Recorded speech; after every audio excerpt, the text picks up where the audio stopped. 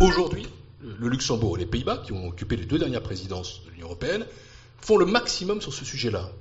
Et Jean-Claude Juncker, il a le souci, et c'est légitime, que le président de la Commission ne se voit pas reprocher ce que le Luxembourg a pu faire dans les années passées, qui n'était pas de la fraude fiscale, qui n'était pas de l'évasion fiscale, mais qui était de l'optimisation fiscale agressive autorisée par la législation pour les entreprises.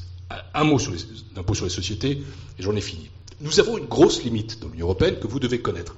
Vous ne la connaissez peut-être pas, mais nous l'avons éprouvé comme ministre des Finances, et maintenant je le fais comme commissaire, c'est que vraiment, il faut être modeste dans ses ambitions fiscales européennes. La transparence, oui, parce qu'on est soutenu par l'opinion publique. Mais tout ce qu'on appelle harmonisation fiscale, on peut en rêver, et nous en avons rêvé tous les deux.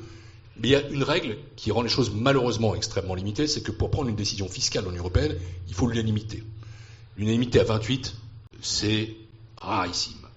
Et donc, je ne vais pas, moi, proposer je ne sais quel grand rêve d'harmonisation fiscale ou grand soir fiscal. En revanche, je pense qu'il y a 2 choses qu'on peut faire. D'abord, sur l'impôt sur les sociétés, travailler à ce qu'on appelle une assiette commune consolidée.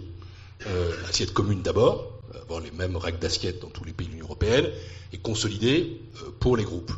C'est un projet que tu avais défendu à ton époque, qui est sur la table du Conseil, c'est-à-dire des ministres depuis 5 ans. Ce projet dit Axis ou CCCTB. Ça n'a pas marché, nous allons le reprendre, et je déposerai un nouveau projet à la fin de cette année, où j'essaierai de faire en sorte d'abord qu'on ait une assiette commune, puis une assiette consolidée, ce qui permettra peut-être de rassurer certains pays que tu avais rencontrés à l'époque, les usual suspects, je ne vais pas les citer, l'Irlande par exemple, qui sur ce sujet-là défend bec et ongle son 12,5%. Donc essayons d'aller vers ça. C'est-à-dire que pour les boîtes, le même régime existe partout. Et deuxième chose, c'est une idée que tu avais défendue avec Schäuble à l'époque, c'est l'idée d'un rapprochement des taux d'IS entre la France et l'Allemagne. J'étais favorable aussi comme ministre des Finances. Et je pense que autant on ne peut pas imposer de l'harmonisation par la législation fiscale européenne pour la raison que j'ai expliquée, autant on peut s'efforcer de faire de la convergence dans un cadre intergouvernemental, et je pense qu'il serait important que cet effort soit assurément repris. Non pas harmonisation imposée, mais convergence choisie.